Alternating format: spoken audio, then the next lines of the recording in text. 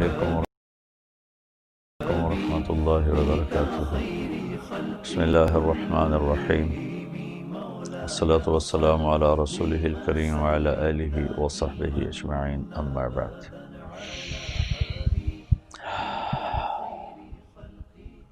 اللہ تعالیٰ کے محبوب کا فرمان ہے کہ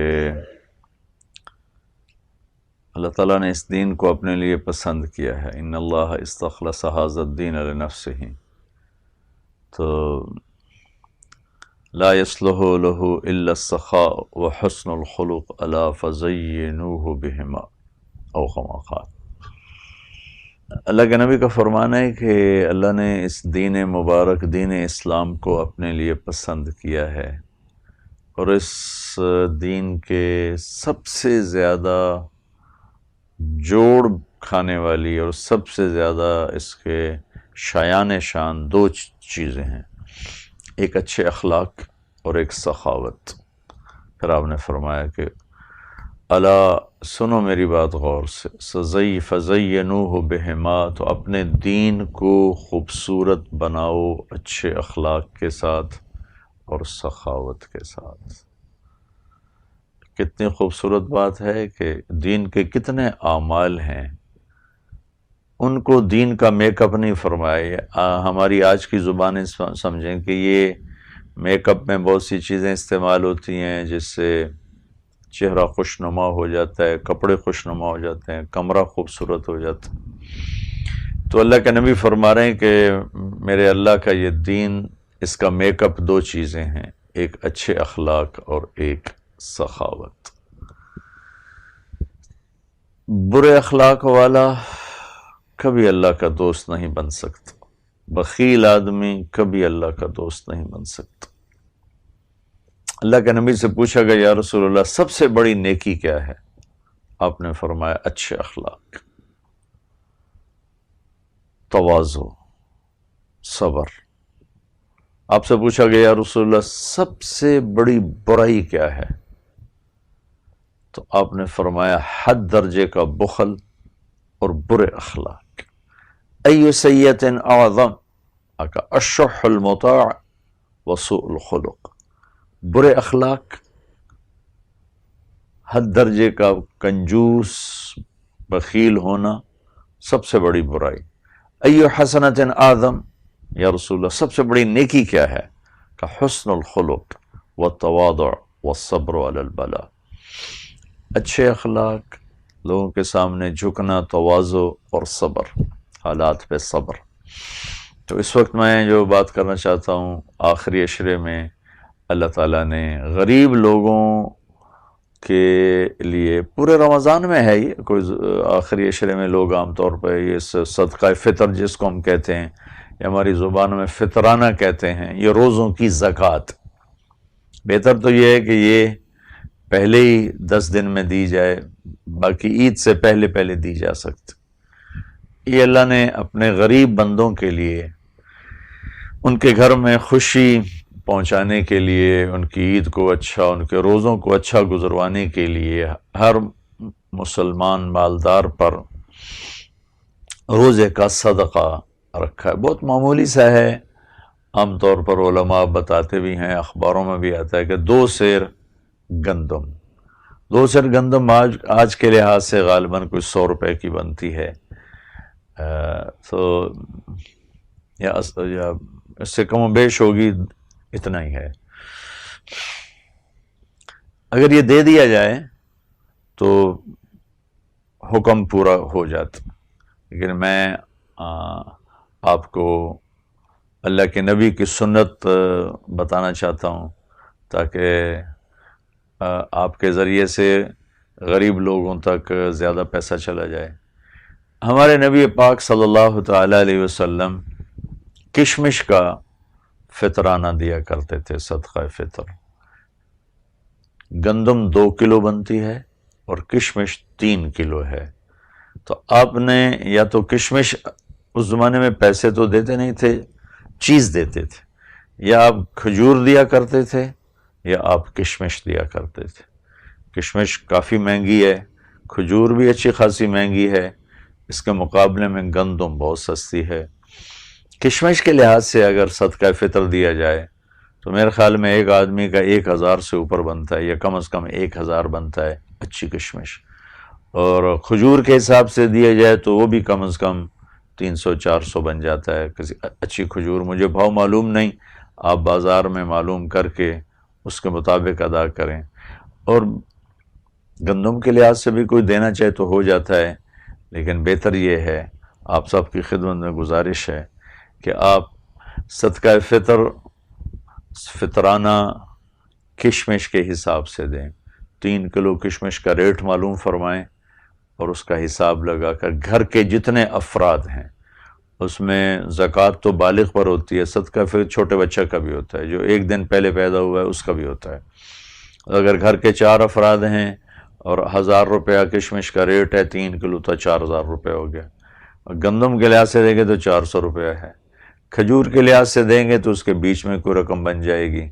تو میری گزارش یہ ہے تمام سننے والوں سے جو اس کی ہمت رکھتے ہیں اور اللہ نے ان کو کشادہ کیا ہے، رزق دیا ہے، وہ اچھی کشمش بازار سے معلوم کر کے اس کا ریٹ کیا ہے اس کا حساب کر کے فی کس، گھر میں 6 افراد ہیں، 4 ہیں، 8 ہیں، 10 ہیں، افراد سے مراد ہیں خامن، بیوی، بچے، ان کا والدین کے ذمہ ہوتا ہے۔ تو اس کا حساب کر کے اگر آپ ادا کریں گے تو اللہ تعالیٰ کے ہاں بہت پسندیدہ ہے اور آپ کا روزہ قبول ہے۔ ورنہ حدیث میں آتا ہے روزے ایسے وہ رک جاتے ہیں، آسمان پر نہیں جاتے۔ اللہ تعالیٰ کو غریبوں کی ہمدردی، غریبوں کی دلداری اتنی پسند ہے کہ اگر ہم یہ ادا نہیں کرتے تو ہمارے روزے بھی اوپر نہیں جاتے۔ حالانکہ آج کل ہم گرمی کے روزے رکھ رہے ہیں، 16 گھنٹے کا روزہ رکھ رہے ہیں، اگر ہم نے یہ اللہ کے بندوں تک ان کا حصہ نہ پہنچایا تو ہمارے روزے اوپر ہی نہیں جائیں گے۔ کہ کسی غریب کے دل کو خوش کرنا کتنا قیمتی ہے کہ اگر یہ نہ کیا تو روزے جیسا عمل اوپر نہیں جا رہا۔ تو آپ تمام سننے والوں کی خدمت میں گزارش ہے کہ یہ رمضان کی زکوٰۃ ہے، اور ویسے بھی زکوٰۃ کی فرضیت اللہ نے مالدار پر رکھی ہے، اس کے لیے ہے وہ 1 سال پیسہ پڑا رہے تو اس پہ زکوٰۃ ہے۔ اللہ نے 82 دفعہ قرآن میں مال خرچ کرنے کی ترغیب دی، 82 دفعہ، 1 دفعہ بھی کافی تھی۔ اقیموا الصلاۃ وآتوا الزکوٰۃ، 10 دفعہ اللہ تعالیٰ نے قرآن میں ارشاد فرمایا نماز پڑھو، زکوٰۃ دو، نماز پڑھو، زکوٰۃ دو۔ رمضان آہستہ آہستہ آگے جا رہا ہے اور ختم ہونے کی طرف جا رہا ہے۔ بہت سے ہمارے بہن بھائی نمازیں پڑھ رہے ہیں، جو ہی عید کا چاند نظر آئے گا نمازیں چھوڑ دیں گے۔ میں ان کی منت کروں گا، ان کے سامنے ہاتھ جوڑوں گا کہ نماز ایمان کا سب سے بڑا فریضہ ہے، نماز نہ چھوڑیں۔ کبھی چھوٹ جائے تو وہ الگ مسئلہ ہے، اس کی قضا دے دی جائے، لیکن پڑھنی ہی نہیں۔ اس نافرمانی اور گناہ سے توبہ کر کے نماز نہ چھوڑنے پائے۔ اور دوسرا ہے زکوٰۃ، جو عام طور پہ رمضان میں دینے والے حساب کیا کرتے ہیں، جو کہ اس میں ہر ایک کو لالچ ہوتا ہے کہ 70 گنا ہو جائے گا۔ تو اس میں میری یہ گزارش ہے کہ جو ہمارے بھائی بہن جن پر زکوٰۃ فرض ہے نہیں دے رہے، اللہ کے واسطے زکوٰۃ دیا کریں، اس سے غریبوں کے چولہے جلتے ہیں، اللہ خوش ہوتا ہے۔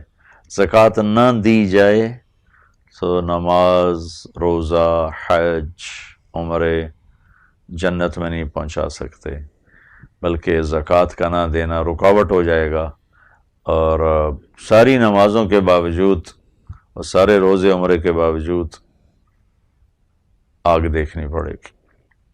اور اللہ کو سخی سے پیار ہے۔ شیطان سے پوچھا گیا تیرے دشمن کون ہے، تو اس نے بہت سارے بتائے، اس میں ایک یہ بتایا کہ وہ مالدار جو اپنے مال کو خرچ کرتا ہے اللہ کے نام پر، مجھے اس سے ڈر بھی لگتا ہے، وہ میرا دشمن بھی ہے۔ جو مسلمان باوضو رہتا ہے، مجھے اس سے ڈر بھی لگتا ہے، وہ میرا دشمن بھی ہے۔ تو ہم شیطان سے دشمنی کریں، اللہ کے نام پہ خرچ کرنا سیکھیں۔ سخی سے اللہ کو پیار ہے، بخیل سے اللہ کبھی پیار نہیں کر سکتا۔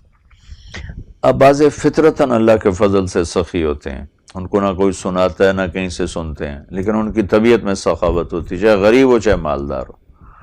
لیکن اکثریت انسان فطرتاً بخیل ہوتا ہے. ان الانسان خلق ہلوعا، انسان فطرتاً وقان الانسان قطورا، انسان تو بڑا بخیل ہے. بخل کو توڑنے کے لیے، جیسے جسم کمزور ہے تو اس کو طاقتور بنانے کے لیے ایکسرسائزز ہیں، بیمار ہو جائیں میڈیسن ہے. بخل بھی ایک بیماری، ایک کمزوری ہے. اس کا توڑ ہے اپنے ہاتھوں سے مال خرچ کرنا. تھوڑا تھوڑا خرچ کرنا شروع کریں تو اللہ زیادہ کی ہمت دے دے گا. پھر آپ بخل سے نکل کر سخیوں میں شامل ہو جائیں گے. اور سخاوت ایسی چیز ہے کہ سامری نے گائے کا بچہ بنا کے سب کو اس کی پوجا پہ لگا دیا. موسیٰ علیہ السلام کوہ طور پر تھے، واپس آئے تو دیکھا قوم گائے کے بچے کی پوجا کر رہی. بہت ناراض ہوئے، یا اللہ کیا کرنا ہے؟ اللہ نے کہا ان کو سب کو قتل کیا جائے. قتل کر دیے گئے. سامری نے یہ سب کچھ کیا تھا. سامری کو پکڑوا کے قتل کرنے لگے تو اللہ نے کہا موسیٰ اسے قتل نہ کرو. کہا اللہ یہ تو سب کچھ اس نے کروایا تھا. کہ اس کو چھوڑ دو، خود ہی مر جائے گا، یہ سخی ہے اور سخی کا قتل مجھے اچھا نہیں لگتا. ایک منافق اور کافر کو بھی سخاوت قتل سے بچا گئی. تو اگر کوئی ایمان والا سخی ہوگا، کوئی ایمان والی عورت سخی ہوگی تو اللہ اس پہ کتنا خوش ہوگا، کتنا اللہ اس سے راضی ہوگا. تو اب میرے نبی نے کہا اللہ الاجود الاجود وانا اجود ولد آدم، سب سے بڑا سخی تو اللہ تعالیٰ ہے، اور اللہ کے بعد سب سے بڑا سخی تمہارا یہ نبی ہے. زکوٰۃ دیں مسلمان کو. لیکن میں یہ گزارش کروں گا، ہمارے ساتھ غیر مسلم بھی رہتے ہیں، عیسائی ہیں، سندھ میں ہندو رہتے ہیں، کہیں کہیں سکھ بھی رہتے ہیں، بہت غریب ہیں کچھ. ان کو نفلی صدقہ ضرور دیا کریں، ان کو نفلی صدقہ ضرور دیا کریں کہ اللہ تعالیٰ کو غریب کو دینا پسند ہے، چاہے وہ کافر ہی کیوں نہ ہو. ایک عورت آئی، اس کا نام ہے سارا، گانے والی تھی، کافر تھی. اللہ کے نبی کی خدمت میں آ کر کہنے لگی غریب ہو گئی ہوں، مجھے میری مدد فرمائیں. آپ نے کہا کلمہ پڑھتی ہو؟ نے کہا میں نہیں پڑھتی. سبحان اللہ. کہا تو گانے والی تھی، مکے والے تیرا گانا سنتے تھے، تیری خدمت کرتے تھے. کہا جب سے بدر میں عرب سردار مارے گئے اب میرا گانا نہیں سنتا. تو آپ نے اپنے خاندان سے کہا بھائی میرے خاندان والوں اس عورت کی مدد کرو. اپنے گھر والوں سے اس کی آپ نے مدد کروائی. تو وہ گانے والی بھی تھی، وہ کافر بھی تھی، اور مکے سے آئی تھی. تو آپ نے اس کو اس کی حیثیت کے مطابق بھر کے بھیجا. تو یہ میری گزارش ہے، اللہ میں سخی بنائے. بخیل سے اللہ تعالیٰ کو بہت نفرت ہے. اور میرے اللہ کا فرمان ہے، میرے نبی نے حدیث سنائی کہ اللہ تعالیٰ کا وعزتی وجلالی لا یجاورنی فیک بخیل. اللہ نے جنت الفردوس بہت وی آئی پی بنائی ہے. باقی جنتیں بن گئی. جنت الفردوس اللہ نے اپنے ہاتھوں سے بنائی ہے. اور اللہ تعالیٰ نے جنت الفردوس کو بنا کر فرمایا مجھے میرے عزت و جلال کی قسم تیرے اندر بخیل آدمی کبھی نہیں داخل ہو سکتا. عورت ہے یا مرد ہے، تیرے اندر بخیل آدمی کبھی داخل نہیں ہو سکتا. تو سخی بنے. کبھی کبھی اپنے نوکروں کے ساتھ بیٹھ کے کھانا کھایا کر. ہمارا نوکروں کے ساتھ بہت تکبر والا رویہ ہے. گھر کی عورتیں جو گھر میں کام کرنے والی ہیں ان کے ساتھ بیٹھ کے کھانا کھائیں. گھر کے مرد جو آپ کے ڈرائیور ہیں، آپ کے خانسامہ ہیں، آپ کے گھر کی صفائی کرنے والے ہیں، آپ کے گیٹ کیپر ہیں، ان کو کبھی اکٹھا کر کے نا ان کے ساتھ بیٹھ کے کھانا کھایا کریں. بارش کی طرح آپ کے اوپر اللہ تعالیٰ کی رحمت برسے گی. لیکن ہمارے تو برتن بھی الگ ہوتے ہیں، کھانے بھی الگ ہوتے ہیں. یہ نوکروں کا گلاس ہے اس میں پانی نہیں پینا، یہ نوکروں کا کپ ہے اس میں چائے نہیں پینی. ایک سیکنڈ میں اللہ ہمیں ایسے ہی کسی نوکری پہ کھڑا کر سکتا ہے سب کو چھین کر. اللہ کے نبی اپنے ملازموں کے ساتھ بیٹھ کر کھانا کھایا کرتے تھے. تو میری یہ گزارش ہے، یہ بھی سخاوت ہے کہ آپ کبھی کبھی اپنے ملازموں کی ضیافت کریں، انہیں اپنے پاس بٹھائیں، ان کے ساتھ بیٹھ کر کھانا کھائیں. وہ دعائیں دیتے. میں کبھی جب گھر میں تو جانا ہی کم ہی ہوتا ہے، میں جاتا ہوں تو اپنے وہاں ڈیرے پر اپنے سارے ملازم اکٹھے کر کے کھانا بڑا اچھا بڑھیا بنوا کے ان کے ساتھ بیٹھ کے ہم کھانا کھاتے ہیں اور ان سے گپیں مارتے ہیں، باتیں کرتے ہیں، وہ ہمیں دعائیں دیتے ہوئے جاتے ہیں کہ ہمارے پنجاب کا ذمہ دار تو عام طور پر بہت متکبر ہے۔ میں نے اپنے بڑوں کو دیکھا جب ہم چھوٹے تھے، ہمارے نوکر اور ہمارے گاؤں کے رعایا لوگ، وہ ہمارے بزرگ بیٹھے ہوتے تھے موڑوں پر، چارپائیوں پر، وہ سامنے پیڑھی پر نہیں بیٹھتے تھے، زمین پر بیٹھتے تھے، اور پیڑھی پر بیٹھنا وہ سردار کے شان میں گستاخی تھی، تو ان کو اتنی جرت نہیں ہوتی تھی کہ وہ کسی پیڑھی پر بیٹھ جائیں، چارپائی پر بیٹھ جائیں، آ کے سب زمین پر بیٹھتے تھے۔ تو وہ جب اللہ نے مجھے اس طرف متوجہ کیا تو میں اب محسوس کرتا ہوں کہ وہ کس قدر جہالت تھی اور کس درجے کا تکبر تھا۔ تو یہ کوشش کرنی چاہیے تو ہم غریبوں کو سینے سے لگائیں، پیار کریں، اچھے ہیں برے ہوں تو اللہ جانے وہ جانے، ہم غریبوں کا اور غیر مسلموں کو بھی ہم ضرور ان کی مدد کریں۔ اکثر عیسائی ہمارے ہاں غریب ہیں، مسکین ہیں، بیچارے گلیاں صاف کرتے ہیں، گندی نالیاں صاف کرتے ہیں، گٹر صاف کرتے ہیں، ایئرپورٹس پر جو کھڑے ہوتے ہیں ٹوائلٹس میں وہ سارے عیسائی ہوتے ہیں، تو ان کو اول تو کوئی دیتا ہی نہیں، کوئی دے کوئی 150 روپیہ دے دیتے ہیں۔ تو میں فخر کے لیے نہیں بتا رہا، صرف ترغیب کے لیے بتا رہا ہوں۔ تو میں جب کبھی وہاں جانا ہو جائے تو میں نکال کے کبھی 1000 روپیہ دیتا ہوں، تو پہلے میرا منہ دیکھتے ہیں حیران پریشان ہو کر کہ وہ مولانا صاحب اور میں عیسائی، یہ مولوی صاحب، یہ مجھے یہ کیا کر رہا ہے؟ پہلے مجھے حیران ہو کے دیکھتے ہیں، پھر نوٹ کو دیکھتے ہیں، پھر ایک دم دعا دیتے ہیں۔ تو دعا تو اللہ تعالیٰ سب کی سنتا ہے، چونکہ رب العالمین ہے نا، رب المسلمین تو نہیں ہے۔ تو ان میں سے پتہ نہیں کس کی دعا ہمیں لگ جائے اور اللہ تعالیٰ ہمارے کام بنا دے۔ تو ہم نے تو خیر اپنوں کو دینا چھوڑ دیا، غیروں کو کون دے گا؟ تو اپنے رشتہ داروں میں غریب لوگ دیکھیں، ان کو زکوٰۃ دیں، صدقات دیں۔ ایک عورت آئی، یا رسول اللہ میرے خامند غریب ہیں، میں صدقہ کرنا چاہتی ہوں، خامند کو دے سکتی ہوں؟ کہا تجھے دوہرا اجر ملے گا خامند کو دینے کا، تو اپنے خامند کو دینے کا تمہیں دوہرا اجر ملے گا۔ تو یہ میں گزارش کروں گا کہ سخی بنیں، مال خرچ کریں، اللہ کو سخاوت پسند ہے۔ بعض فطرتاً ہوتے ہیں سخی، ورنہ اکثر فطرتاً بخیل ہوتے ہیں۔ ایک چھوٹا سا واقعہ سناتا ہوں، بڑا دلچسپ ہے۔ ہاشم رحمۃ اللہ علیہ بڑے لوگوں میں سے ہیں، وہ تھے سفر پر، راستے میں دوپہر کا وقت آ گیا آرام کا، تو ایک خیمہ دیکھا تو وہاں چلے گئے، تو وہاں خاتون بیٹھی تھیں۔ کہا بہن میں پردیسی مسافر ہوں، کوئی تھوڑی دیر سستانا ہے، کھانے کو کچھ مل جائے گا؟ وہ کہنے لگی میں نے کون سا یہاں ہوٹل کھول کے رکھا ہوا ہے جو تیرے جیسوں کو کھلاتی رہوں؟ تو بڑے پریشان ہوئے، چپ کر کے ایک جھاڑی کے نیچے بیٹھ گئے، چونکہ ابھی دوپہر میں آگے جانا مشکل تھا۔ تھوڑی دیر گزری تو اس کا خامد آ گیا، سلام دعا ہوئی، کون ہو بھائی؟ پردیسی مسافر ہوں۔ کھانا کھایا کہ یہ نہیں کھایا؟ اپنی بیگم سے کہا اس کو کھانا کیوں نہیں کھلایا؟ وہ کہنے لگے میں نے کوئی ہوٹل کھولے ہیں جو میں ہرانے والے کو کھانے کھلاتی رہوں؟ میں کہا تیرا ستیہ ناس ہو، ہمیشہ مجھے ذلیل کرتی ہے۔ تو اس نے ایک بکرا ذبح کیا، کھال اتاری، تیار کر کے اس کو کھلایا، اور ساتھ معذرت بھی کی اور شکریہ بھی ادا کی۔ کہنے کہ میں آگے چل پڑا، چلتے چلتے اگلے دن اسی وقت پر ایک دوسری منزل پر پہنچا، تو وہاں ایک خیمہ تھا، تو وہاں بھی ایک خاتون بیٹھی تھیں، دوپہر کا وقت۔ میں نے کہا بہن پردیسی مسافر ہوں، کھانے کو کچھ ملے گا؟ کہا الحمدللہ، بسم اللہ، مہمان کے لیے تو جان بھی حاضر ہے، آپ تشریف رکھیں۔ انہیں جلدی سے اٹھ کے ایک بکرا ذبح کیا، اس کھال اتاری، تیار کر کے پکا کے اس کے سامنے رکھا۔ ابھی اس نے ایک دو نوالے لیے تھے کہ اوپر سے اس کا خامد آ گیا، تو اس نے ایسے بڑی تیز نظروں نے دیکھا، کون ہو؟ کہا جی مسافر ہوں۔ یہ بکرا کہاں سے آیا؟ کہا جی یہ اس خاتون نے ذبح کر کے کھلایا۔